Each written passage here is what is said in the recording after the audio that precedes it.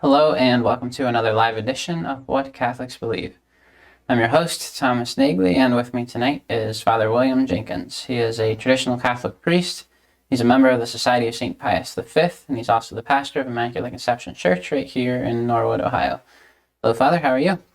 Very fine, Tom. Thank you. And how are you doing? Great, Father. It's great to see you. Eh? You too, absolutely. Father, we have all kinds of great emails from our inbox. A variety of topics, kind of all over the place, but we had actually two emails on the question of the Thuc consecrations, and I would like to start with those. We, in particular, had a viewer who has watched some of our previous episodes where we have discussed this matter, and he takes issue with one of the things that you have, one of the points you've raised in the past, Father, and he asks, where does the Church say that the principle of presumed validity only applies to quote-unquote official consecrations? How would you answer that, Father, this idea of presumed validity? Well, he's talking about a principle of presumed validity. And so I would say that actually he has to kind of refer it to the writings of Father Cicada and to some extent Father Sanborn. I think they introduced this idea as kind of a principle of presumed validity. And I'm not so sure that I would agree there is a principle of presumed validity, at least not in the terms that Father Cicada has presented it, certainly.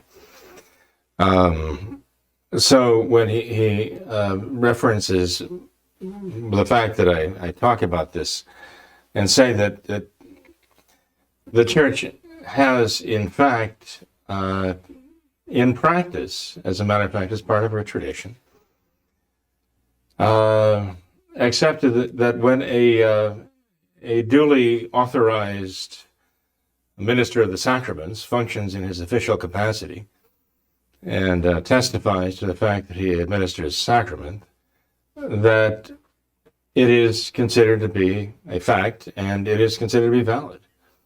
And I think all one has to do is go back and look at the history of the Church and realize that is exactly the tradition of the Church. I think I used the example of, let's say, the Archbishop of Milwaukee back in the 1930s or 40s ordaining priests, and that wherever those priests might go, I mean, there was this acceptance that they were ordained priests because it is on official record in the Church, the Catholic Church, that they were ordained by the Archbishop of Milwaukee back in whatever year they were ordained. And that I think is just a matter of standard Catholic practice. I think one can verify that very easily by just, referencing the fact that that was how the Church did things. But Father Cicada and Father Sanborn were bringing in something rather tenuous, a kind of a novel idea, and they interpreted some elements of canon law regarding juridic acts as, they interpreted it their own way and applied it their own way. Okay, and Father Cicada wrote about that. Actually, I drew up an article by him on the so-called traditionalmass.org website, and he addresses the question of the validity of the Thuc consecrations, and in the process he kind of lays out this idea that he has here of trying to establish that Archbishop Thuc had what he calls the tiny mental minimum, which the Church says makes his sacraments valid. The tiny mental minimum. That's the expression that he uses. And I think that's kind of tells you the way this is going, though, that this is what he's basically hinging the validity of the Thuc consecrations on that tiny mental minimum necessary, and that somehow Archbishop Thuc meets that standard, which is, I think, a rather glaring admission on his part, anyway. But he goes on to say in his article, he goes on to talk about the sacramental power called the apostolic succession. That's theologically very, very imprecise. The sacramental power can be transmitted, but apostolic succession means that one is in the line with the apostles, not only in terms of validity, but in terms of legitimacy. I mean, actually, you might say that schismatics, so for example, the Orthodox, have validity of orders, but they certainly do not possess apostolic succession. Only Catholic bishops can claim to have apostolic succession. And I'm not referring to Novus Ordo bishops there, because again, even apart from the question of validity, and there is a question about that with the new rites they've introduced, but are they teaching the same faith? I mean, that's part of apostolic succession too, So it's not just a question of validity, it's a question of legitimacy as well. So when Father Cicada writes about the sacramental power called the apostolic succession, he's not speaking accurately at all. And this is very typical of the looseness with which Father Cicada writes. I mean, there are those who consider him to be, quote unquote, kind of a great theologian. He's not a theologian at all, nor is he a canonist. He's just expressing opinions. And his opinions are worth no more than, his own knowledge and acumen and the legitimacy of his applying facts and principles as he sees them. And I think he misapplies them, especially with regard to the Thuc. Well, we know that he misapplied them when it came to the question of Terry Schiavo and her death. And he came out in favor of that, basically supporting her death is essentially what he did, saying that it was perfectly in line with Catholic teaching. It wasn't. And he certainly not only misapplied the moral principles involved, but he did so flagrantly. As I point out in the article, the execution of Terry Schiavo, which is available online, I point out that when he quoted McFadden on the subject, he quoted him wrongly. And he left out the part, the essential part, the very next sentence, which he left off, by the way, was, but in practice, this could never be done. He left that off. And, again, one has to be very wary. Father Cicada can quote any number of sources there, but he can also misquote any number of sources as well. People have to be very careful about this. So he talks about, we're obliged to regard the consecrations of, by Archbishop Nodin Thuc, conferred on Pierre Martin, well, actually, that is his name, by Abbe Gerard Laurier, and also Moises Carmona, as being valid. He says we're obliged to regard them as being valid. And then he tries to present the case why we have to regard them as being valid. His case is completely flawed, and it is a very vacuous case. His point here is there's a presumption of validity when there's a notorious fact. He says, we all accept the fact that as he says, Archbishop Thuc performed the ceremony of consecration for Gerard Laurier and Moises Carmona, in 1981. He said it's a notorious fact that he did that. Because it's a notorious fact, the Church's principle is you have to regard it as valid. That is absolutely absurd. And when I say absurd, I mean it is absurd that the Church would teach such a thing. I mean, again, I don't want to go through the whole thing again, because we've been through it any number of times, okay? But, the whole concept of the Church saying that if there's a notorious fact, you have to regard that applies sacramentally to the sacrament having been valid, as long as it is a notorious fact.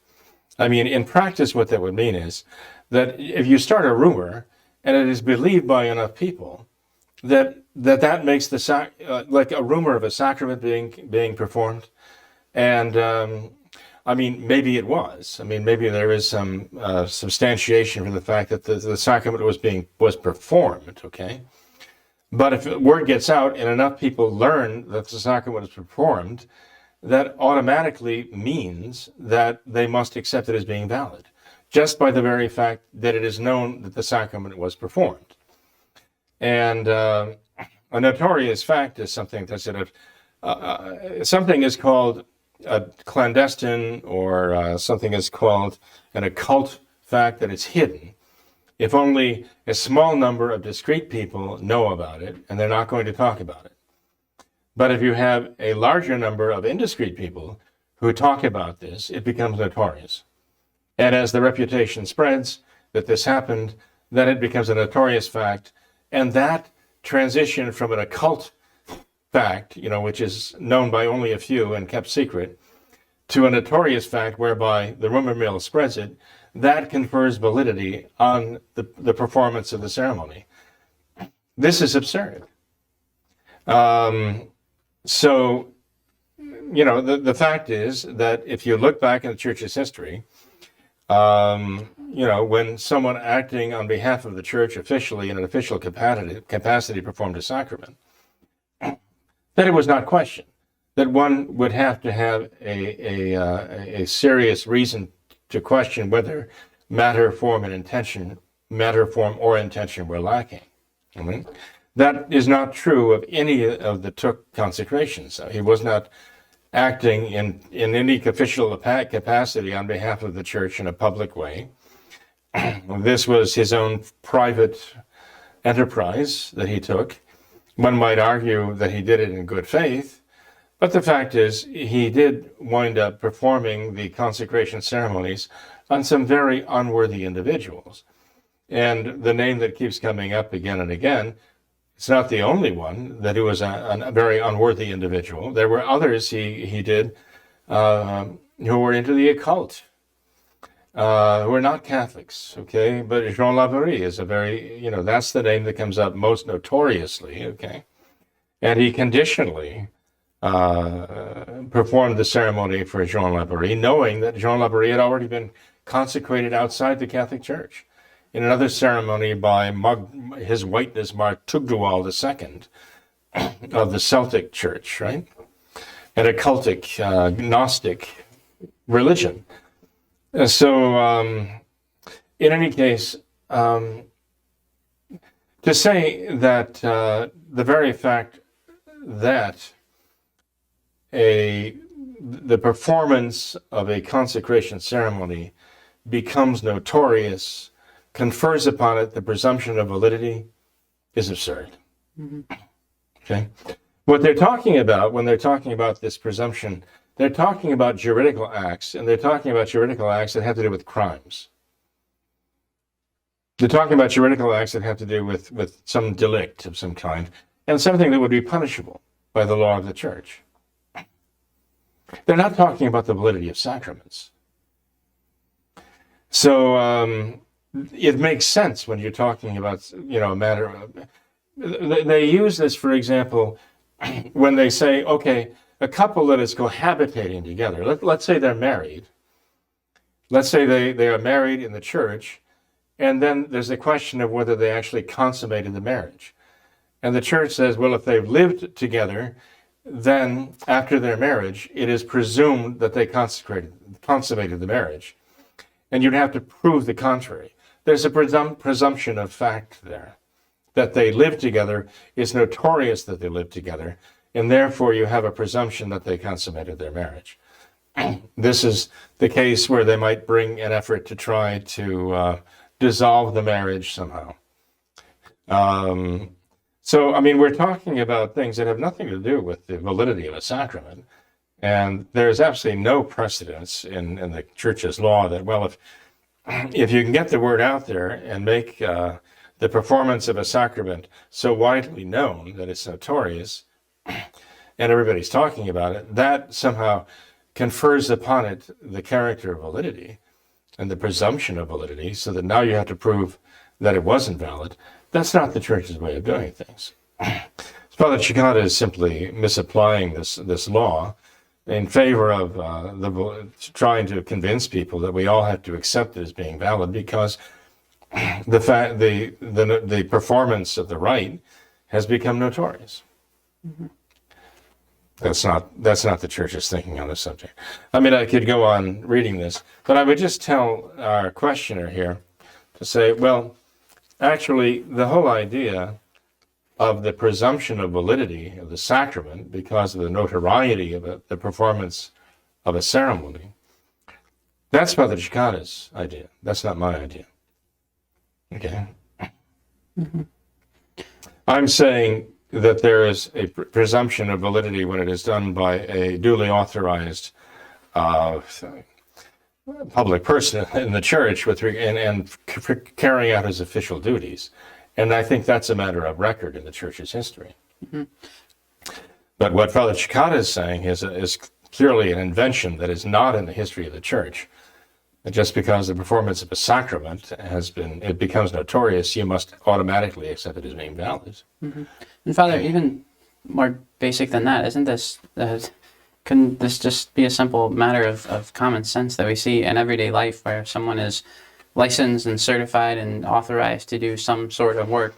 There is much less need to inspect that work rather than someone who is not licensed, not certified, or not authorized to do this work and just kind of does it on a whim. Of course, there would be more proof required to show that work was done correctly and properly. Well, I mean, here you have Archbishop Thuc, okay? He was a true Archbishop of the Roman Catholic Church, okay? When he consecrated bishops in his capacity, in his official capacity, there was no question about them, sure. Okay? But none of that applies to this, right. Okay? Could he validly consecrate bishops? He could, okay? He had the power to do so. But we have these extraordinary situations here where he was actually functioning on his own recognizance, okay, under very unusual circumstances. And as we found out when Father Sanborn and Father Kelly at the time and I went to talk to the two men who were present, for example, with the consecration of Garde Laurier, when that rite was performed, they were the only witnesses there. We thought, okay, it should be a very simple matter just to go and verify with them that the correct matter and the correct form, and as far as we could tell, the correct intention was implied. We thought it was a simple matter of going and asking them to find out if the essentials for a valid sacrament were present there, based upon their eyewitness testimony. And these men could not provide that. And they told us they could not provide this. They told us they were not witnesses. They could not tell us what the correct matter and form was. They were not instructed in this. They were not engaged as witnesses. And in fact, they were incapable of testifying to it. But what the problem was, further, what they did testify to cast serious doubt on the whole ceremony. But the performance of the sacrament, as Father Chicada refers to it, was interrupted. Archbishop Lefebvre was very confused. Archbishop Thuc was very confused, invoking the name of John Paul II as authorizing the ceremony. Okay. After Garde Laurier has already informed him, I would not accept consecration from you if you did it in the name of John Paul II. Then Archbishop Thuc was repeatedly invoking the name of John Paul II, and Archbishop Thuc was objecting to it. That's what these men testified. There was even a question of simony when we asked him, well, why would Archbishop Thuc do such consecrations as, let's say, Garde Laurier? And these men said, well, Archbishop Thuc was very poor. He had very little money. And that certainly opened up a whole line of questioning that we did not pursue because we were kind of shocked by that. But it certainly raised some eyebrows, and it should raise some eyebrows. So in any case, the interesting thing is we're the ones who performed the due diligence here. We went and we talked to the men who were present there. in an honest effort to get the evidence we needed, okay? The simple testimony of those who were present there. Basic thing that anybody would do if there was any question at all, okay? And not this supposed absurd presumption that Father Cicada wants to rest on, wants to rest the validity on. And this could not be verified. None of these elements, not the matter, not the form, not the intention, none of these things can be verified. And the testimony they gave undermined certainly Archbishop Thuc's what Father Cicada calls the tiny minimum mentality, or whatever he calls it. It certainly raised that question. Again, when we left the room and we were driving back to Frankfurt, and I asked Father Sanborn, what do you think of this? And Father Sanborn answered me. And I think it was the right answer, that although he personally believed that Gerard de Laurier could testify reliably with regard to the validity of the consecration he received, that he could not base his public actions on that and have people risk their souls on that, on his personal confidence in Gerard de Laurier. As it turned out, Gerard de Laurier did not even get a certificate certifying the fact that the ceremony had been performed. And as a matter of fact, he had a brain tumor that eventually killed him. So he was very abstract, didn't seem to have a lot of practical to him. So, I mean, the fact is, might there have been a validly performed sacrament at the time? And might Gerard de Laurier have been validly consecrated? And the answer is yes, he might have been. But we can't really go on beyond that. And the Church doesn't presume the validity when it is, performed under such clandestine circumstances. There has to be testimony for the sake of the souls that want to risk their salvation and the validity of their sacraments on it. Mm-hmm. That is just so much common sense. It is just Catholic Church sense, that this constant insistence that notoriety, the notoriousness of, let's say, the performance of a sacramental ceremony must be deemed valid when it becomes notorious is absurd. Okay. Anyway, so what more can I say? But I would say to our writer there, if you want to go to the whole question of the presumption of validity, a principle of presumption of validity, go back to what Father Cicada has written. That's where you have to start looking for some kind of, what should I say, verification that really is a principle of the Church, and I think you'd find it's not. I'm sure you'd find it's not. All right. Well, Father, one other brief question on the Thuc bishops. This viewer says that many of his friends and relatives attend parishes serviced by Thuc line priests and bishops. He says, my instincts tell me that these priests and pastors do not possess valid orders, but I am told that there are different Thuc lines, and some are, quote, cleaner than others. And this is very, very confusing, Father, so can you clarify and advise? Well, it's interesting you use the word cleaner, because Father Sanborn himself at one point said we can't have nothing to do with the Thuc bishops because they are sordid. And after he was unable to find any other bishops who were willing to, shall we say, cooperate with him in his plans, then he decided, and he said this also, that now we have to accept a certain amount of sordidness. Okay? We have to accept a certain amount of sordidness. Not all of us were willing to do that. Okay? But he said it. Sordidness, cleanliness, and all that. He talks about cleaner. But the cleanness of it is not what makes it valid or invalid. Okay? Validity is a matter of matter and form and intention, right? And so cleanness means more along the lines of it being legitimate, okay? So, even a Jean Laborie, a notorious homosexual activist in Paris, who made his living delivering beer. There's nothing wrong with that. But I mean, that doesn't really qualify him for being a Catholic bishop, right?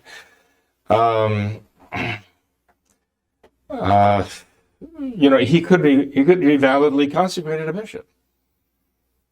However sordid that would be, he could be validly consecrated a bishop. So when the gentleman here, if it is a gentleman, asks about that, the cleanliness of it has nothing to do with the validity of it. The problem with the validity goes back to Archbishop Thuc himself. And what he did and how he did it and how he performed this and what he manifested about that minimum whatever Felshikana refers to it as. Mental minimum. The tiny mental minimum that he refers to.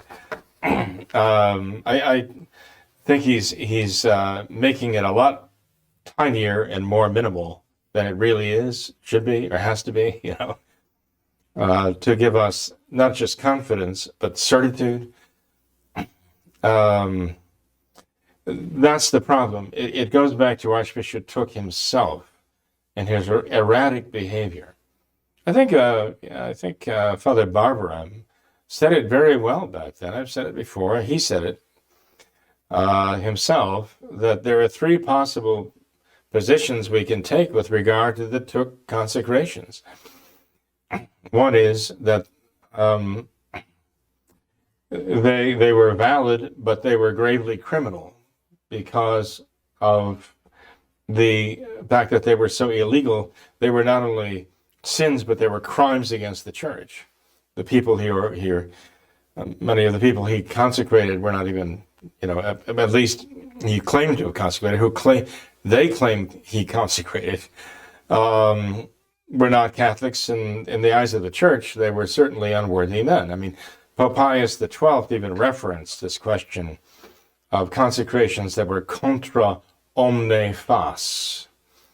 In the encyclical he wrote in 1958 about the consecrations done by the communist Chinese in China.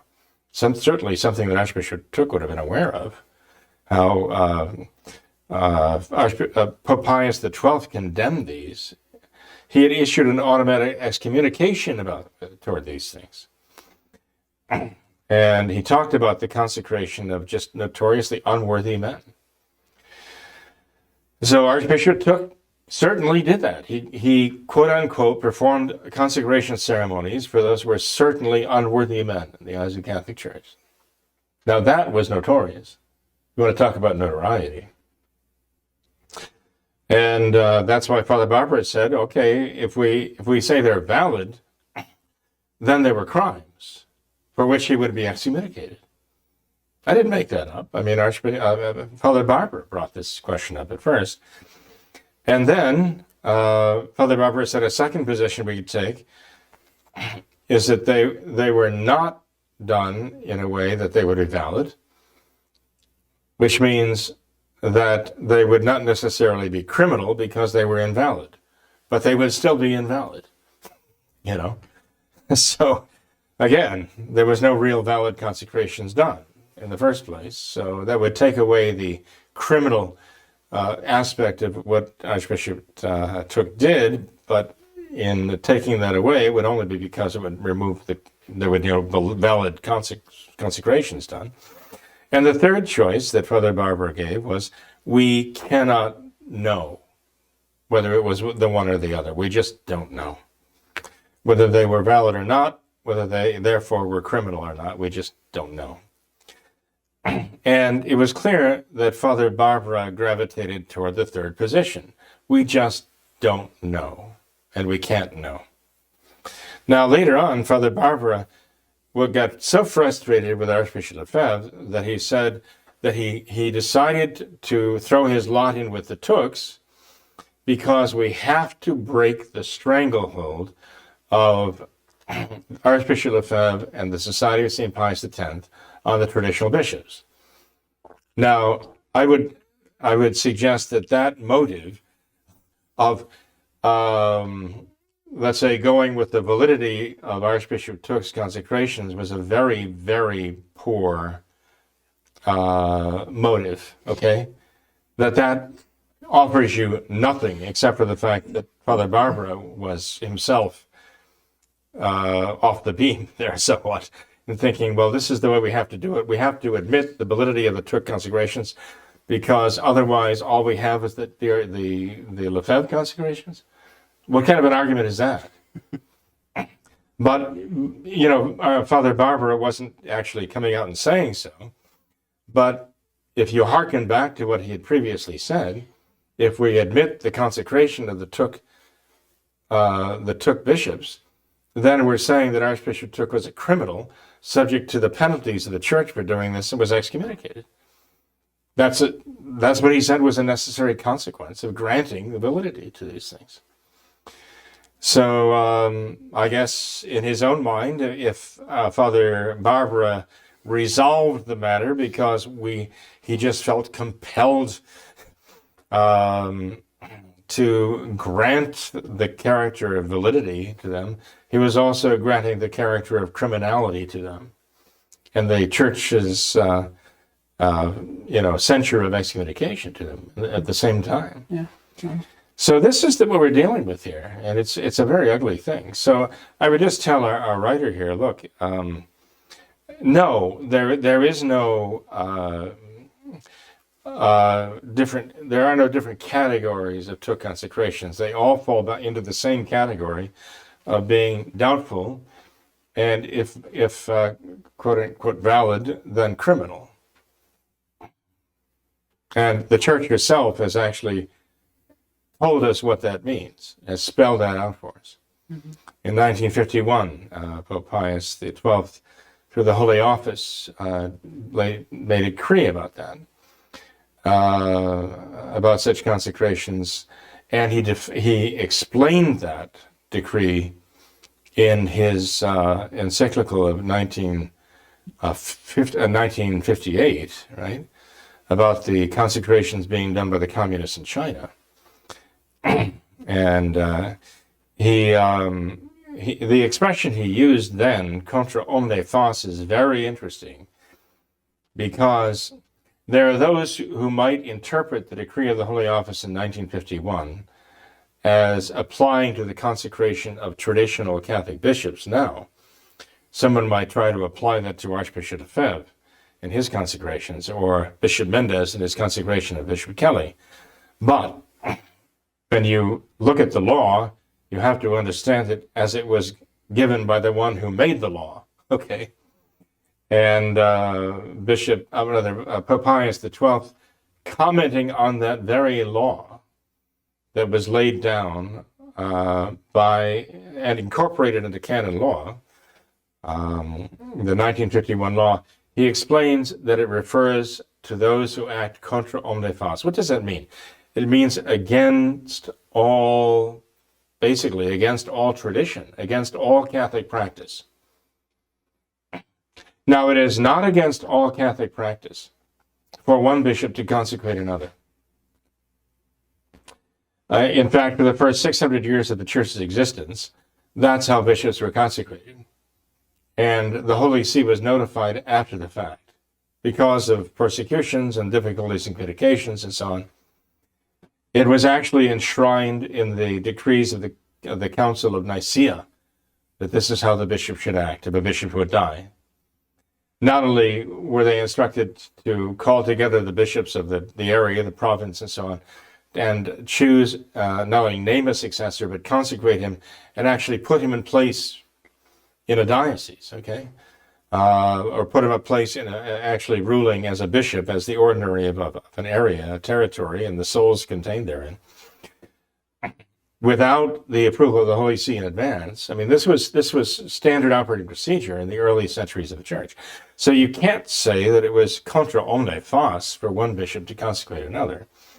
So the fact that one traditional bishop today would consecrate another certainly is not contra omne fas, as Pope Pius XII said that decree of 1951 was intended, okay? But for a bishop to consecrate a non-Catholic bishop or some notoriously unworthy individual, because of, well, for example, homosexual activism, because he had already been left the church to be consecrated a bishop for a non-Catholic church. I mean, that's the kind of thing that would certainly make someone unworthy, right? And that's what Archbishop Thuc did. It's a matter of record. Everyone concedes the fact that he did this, even his supporters. So certainly, if the very least you can say is if these consecrations were valid, and they can't be presumed to have been valid, but if they were, then Archbishop Thuc certainly was subject, as Father Barbara said, to the censures of the Church. It's excommunication for that. Automatic excommunication, most specially reserved to the Holy See. That's serious business. You don't make Catholic bishops that way. So anyway, we've been over this before, right? But hopefully, it still serves a purpose. Right. Because there are still questions. I understand that. Absolutely. And they're very legitimate questions. Yeah. So next time we ask that you all remember the words of Our Lady at Fatima, to consecrate yourselves and your families to the Immaculate Heart of Mary, and to pray and do penance. Thank you, and God bless you.